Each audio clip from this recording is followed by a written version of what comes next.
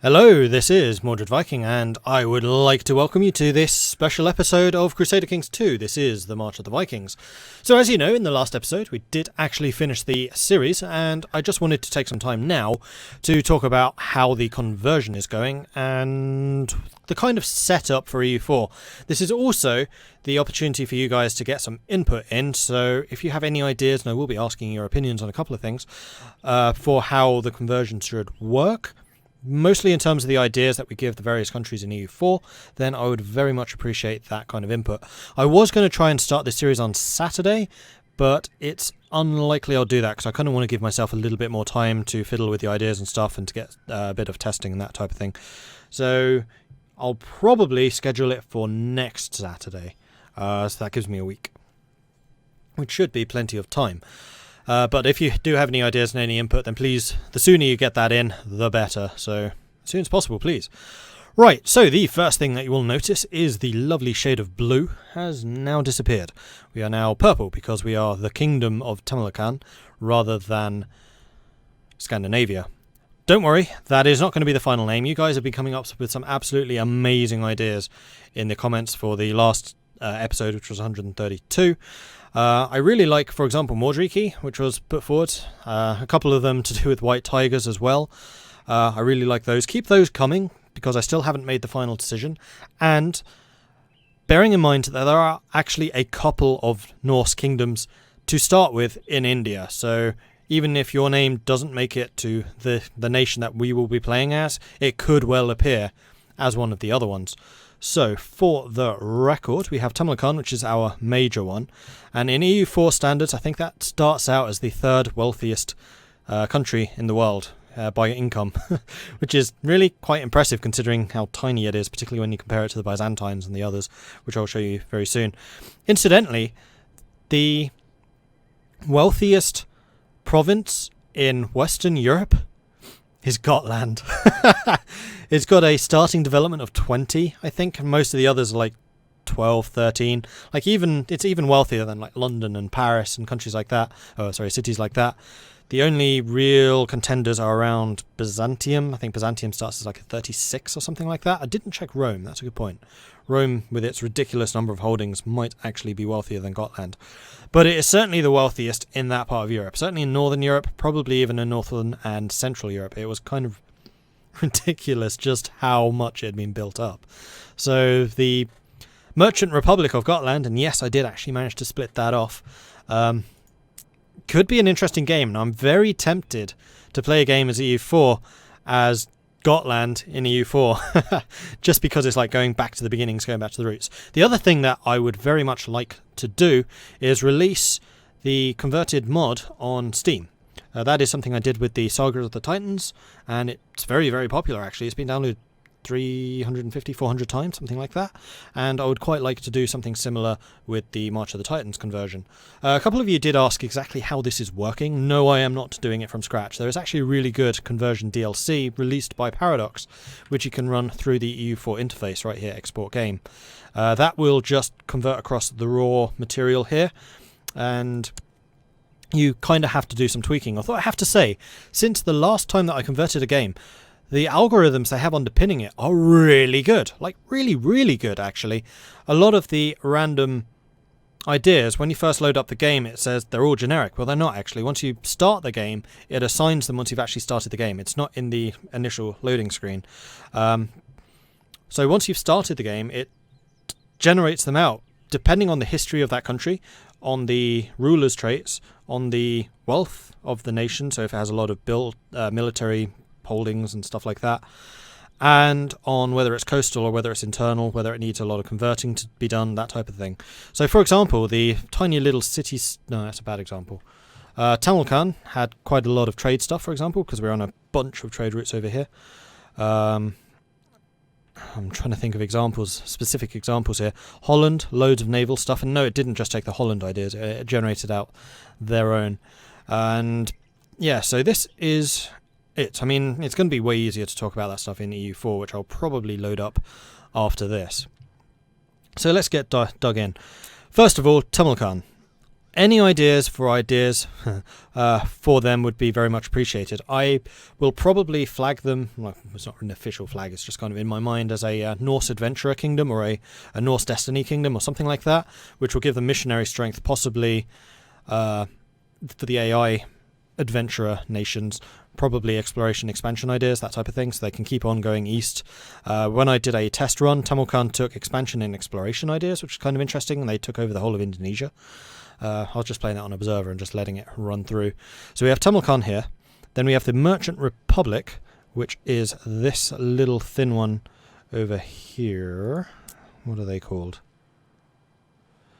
Punja Nadu, and again, these are going to need new names, so definitely want some new names for these ones. Like, someone had the Norse translation for the Kingdom of the East Bay or something like that, which I think would suit these guys quite well, so that's another one. Then we have Charampajid Republic, which actually... oh, that's the Merchant Republic. Hold up. Oh, interesting. Okay, so this is the Merchant Republic. This is actually probably the second most powerful nation in India after us. Like, they start extremely wealthy, and I think they may even have a bigger army than Tamarkan at the start. Kind of surprising how strong they are. So they need a name. That will probably be the East Bay, just because it sounds cool. Then we need the Padaya Nadu needs a name. Like, what have they done? What are they notable for? Then these guys over here, which are Tondai Nadu, also need another name. So those are kind of the three non-main adventurer nations. Then we also have, and I'm just doing this because I can never find them otherwise, this guy over here, which is one of the internal adventurers. They, I don't know, come up with a story of how they came across, or how they came by these lands. I guess they're just even more reckless adventurers. And these guys are in, like, dangerous territory. They're completely surrounded by Hindu nations. So that is the Kingdom of Anupa over here, which is the slightly larger one. And then the Kingdom of Medapata, which is this one. So again, they need some suitably Norse names for those guys. A couple of you are coming up with names, the White Tiger, so maybe we make these kind of a twin kingdom type thing, possibly, I don't know. And again, ideas. Missionary ideas almost certainly will be required for basically all of these, and that will probably be the starting ideas. What are they called? It's not the traditions. Yeah, it's the traditions. And then the ambitions I haven't quite decided yet. So any ideas for ideas? Let me know. And that also goes for the rest of this area. So you will notice that I've broken Shura up. That's what this kind of really horribly messy green area is over here. That was the Bengal Empire. And the ruler of the Bengal Empire, which was... who was it? It was this guy. You're sure, yeah. So this is actually... I think they actually start with a couple of these nations. They're not quite as separated, although it's still very horribly messy. This is like the HRE of India. I'm going to start them with some more powerful ideas, just so that they're more likely to reunite the others. I'll call them the inheritors of the Bengal Empire or something like that. And also Bengala Varman up here is pretty strong. Kamarupa too. So a couple of these. Also ideas for ideas. Let me know.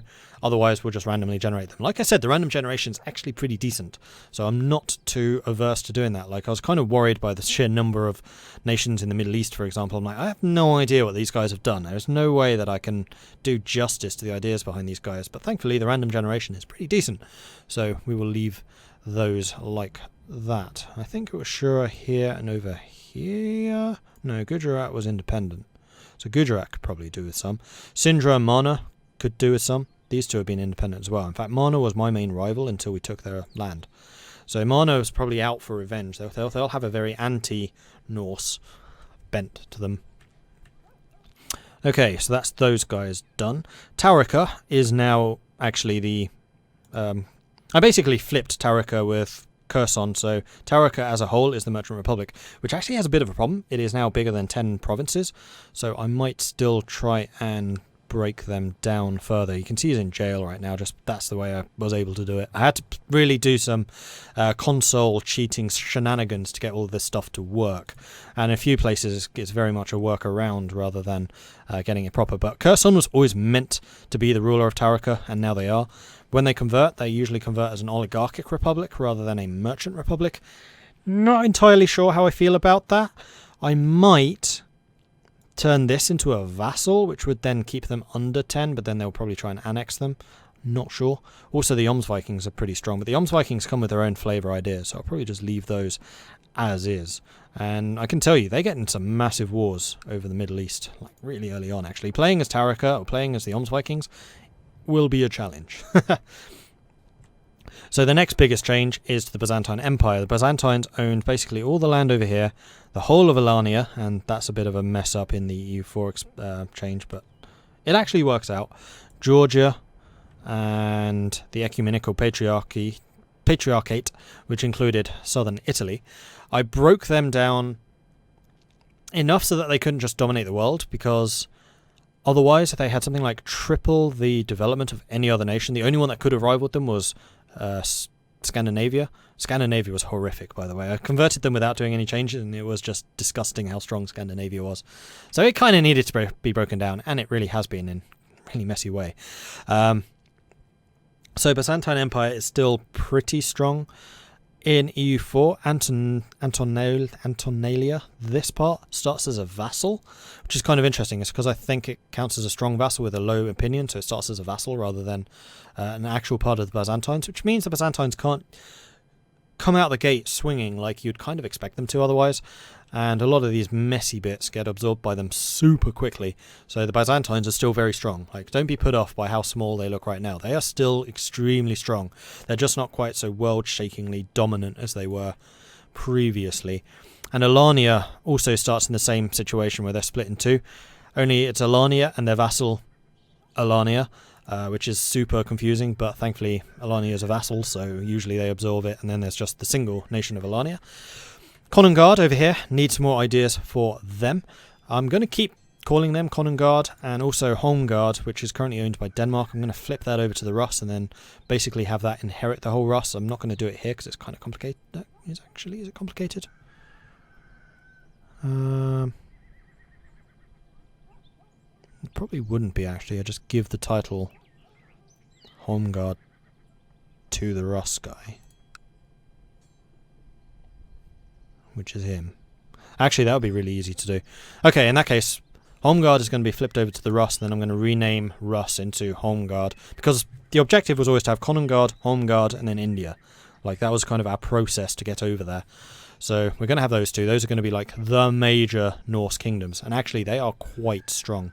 Konungard especially, and I want to give them some economic ideas because they were kind of the centre of the Scandinavian Empire, and I kind of want them to retain that position. Similar kind of thing to Svitjod. Svitjod is the economic heart of Scandinavia, and Konungard's probably going to be the military heart. So they'll have large armies, and probably quite strong ones.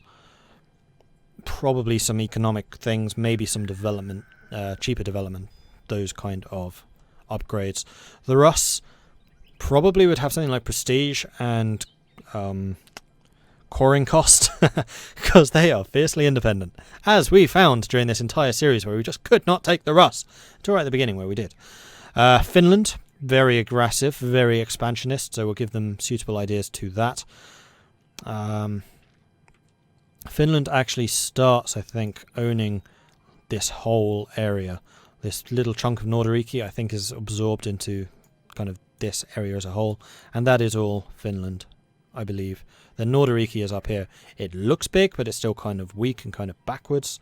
Any ideas on how to improve them or how to make them more interesting, do let me know. Svitjod are in a horrible position. A lot of their vassals are extremely unloyal, so disloyal. They start with a lot of vassals. So it's Svitjod, it's Austergotland, which is almost as big as Svitjod, and then Vestergotland, which is up here. Oh no, Vestergotland is England. So England, this bit of England starts as a vassal, thankfully, and that actually works quite well. Denmark, likewise, Ireland is a vassal of Denmark. And it was kind of interesting because Holmgard, the one province minor of Holmgard, managed to somehow take the Irish vassal off of Denmark and then annex them. In fact, Holmgard might have just got the whole of Denmark in my test game.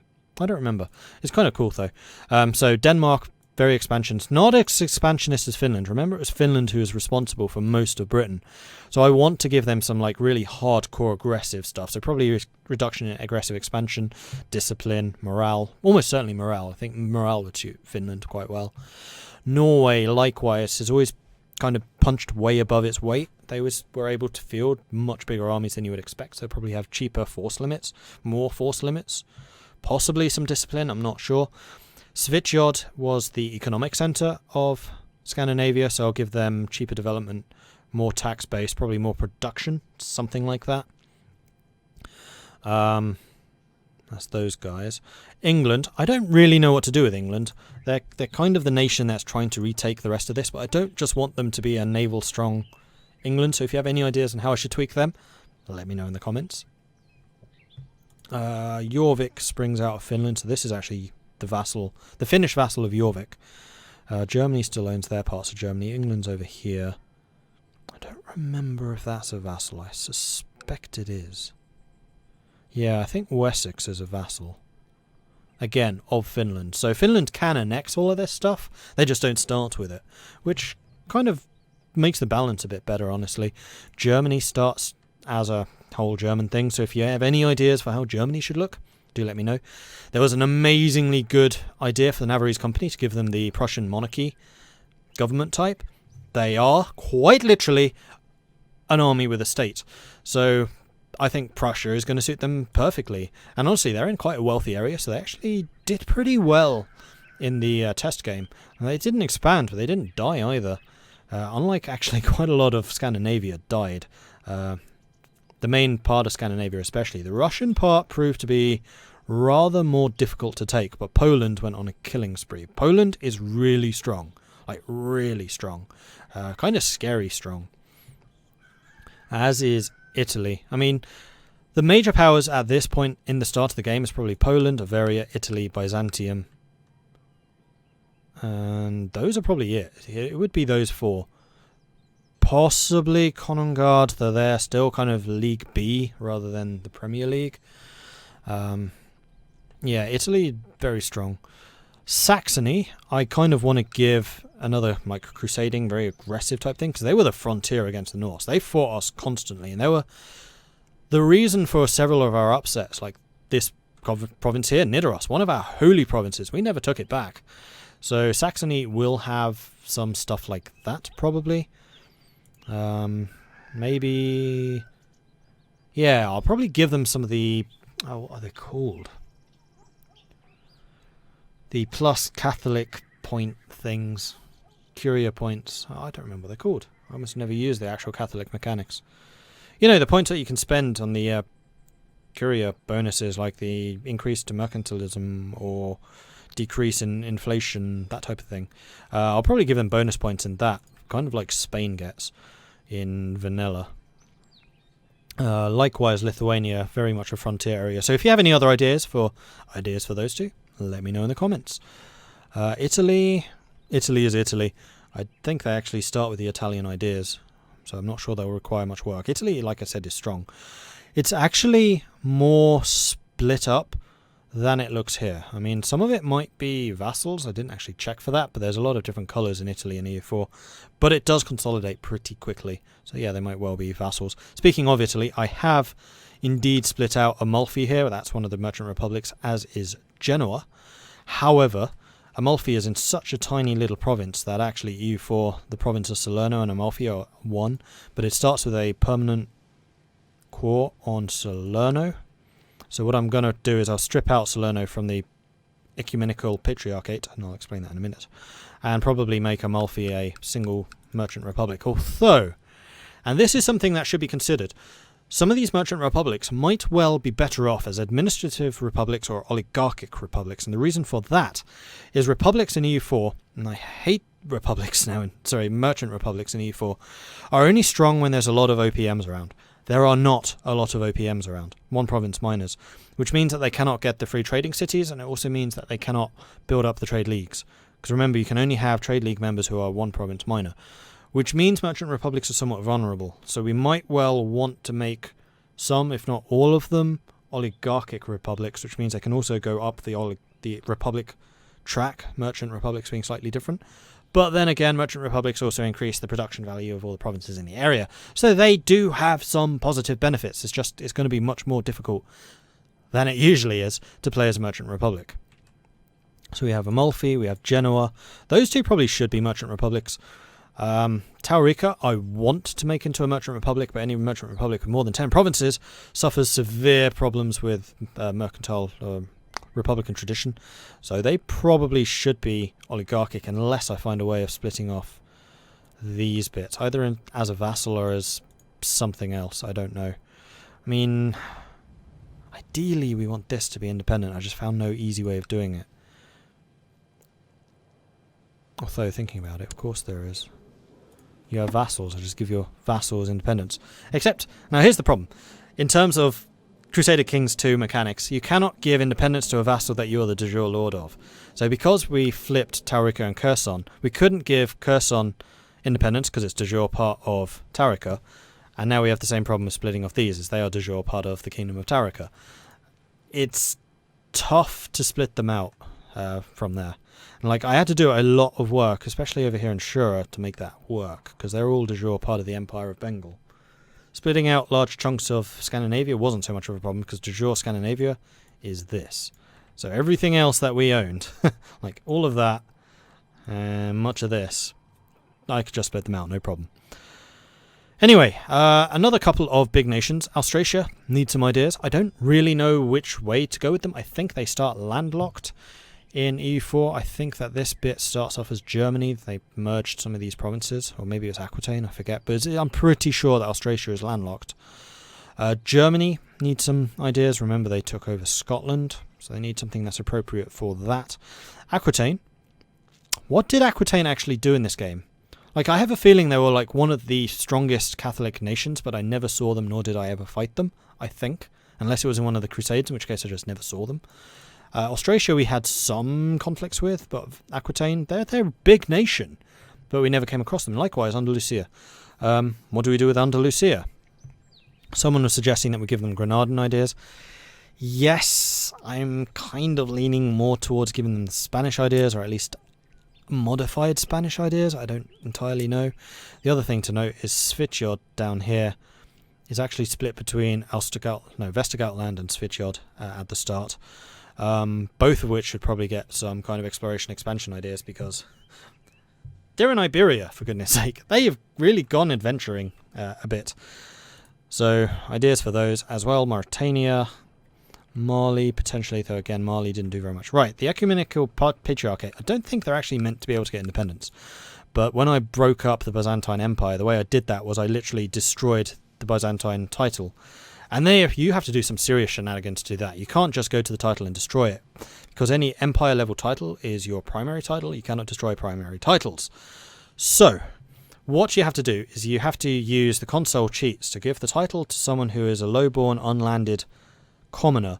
Make sure that they don't have an heir. Make sure you don't unpause while you're doing it. Make sure you're not playing as that character, because you can flip between characters.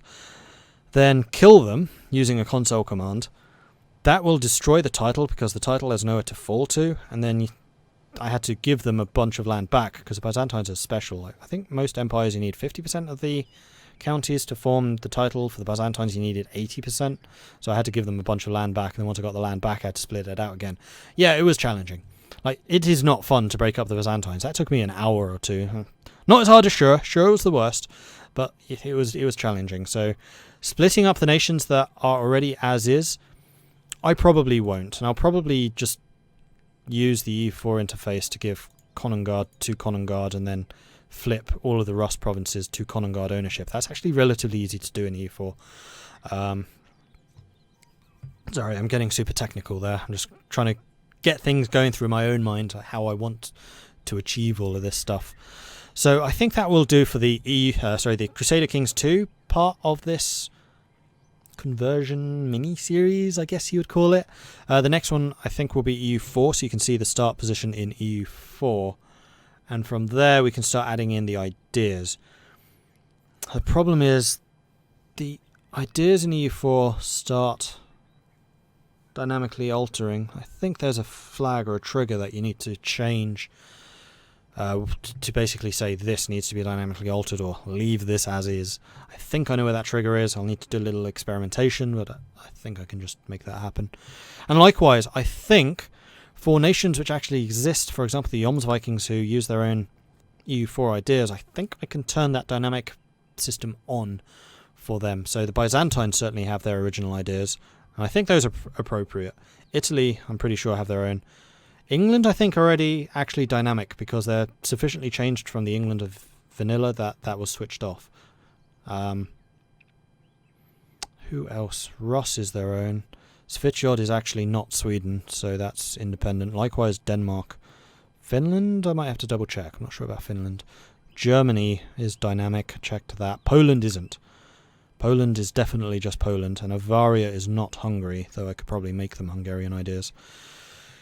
Right, so again, we are going to need, and this is the most important ones, ideas for Sindra, Mana, and the 5 Norse kingdoms here, and also for some of the stronger Shura kingdoms. So for, what was this called? Gondwana, Kamarupa, David. You're Shura, right? No, you're not. Who was Shura? You're Shura. Gauda needs some. Bihar potentially. Skanda potentially. Bar. Actually, Bihar is fairly large. So a couple of these, just because much of the game will be played in India, we need some ideas for how to form these. Otherwise, just dynamic. Dynamic's fine too. Mostly it's the 5 Norse kingdoms I want to customize. I also would like to customize Austrasia, Aquitaine, Andalusia, Svitjod, Denmark, Norderiki, Finland, Holmgard, Konugard, Germany, England, Navarrese Company, Saxony. I think those are the main ones I want to change. Oh, Taurika, of course. Vikings maybe, though I quite like their vanilla ones. Ecumenical Patriarchate is basically the Orthodox Pope. So that is the Papal States for the Orthodox. So I'm basically going to lift the Papal State ideas and give them to the Ecumenical Patriarchate, minus the Catholic-only ones. Although they do start as a monastic nation, so they get the divine ideas rather than generic. And then any other nations that you think had a worthwhile contribution to this whole CK2 run that you want to see modified. Oh, Norway as well. That's another one.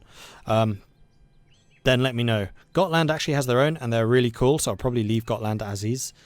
But if you have any other ideas for Gotland, then do say. I think that's it for this video. I was intending this to be about 5 minutes long. Here I am 27 minutes later. I think that's all. Oh yeah, there is one more thing. There is in fact a Norse steppe nomad, Bilge. They're a Norse steppe nomad, which is kind of an amazingly scary concept, actually. Imagine the Mongols, but worshipping Thor and Odin. That's Bilge. So we probably should do something special for Bilge, honestly. And then the Mongols are here as well. I think they're Mongolia rather than Mongol Horde. I don't remember if they have their own system. They might. They probably do, based on the Golden Horde or something like that. I'm not sure. So there. Those are the concepts I would like some feedback on. If you don't mind, please do leave a comment below with any of the ideas for those nations. Names for the 4 Norse nations, very important. And anything else you want to talk about, really. Thank you very much for watching. If you have enjoyed this, hit me with a like button, please. Always appreciate it. And likewise, if you haven't subscribed yet, now's a good time to do it. Although a little bit late. But you'll still get the stuff in EU4, so it's never too late. Thank you very much for watching. I'll catch you next time. Goodbye.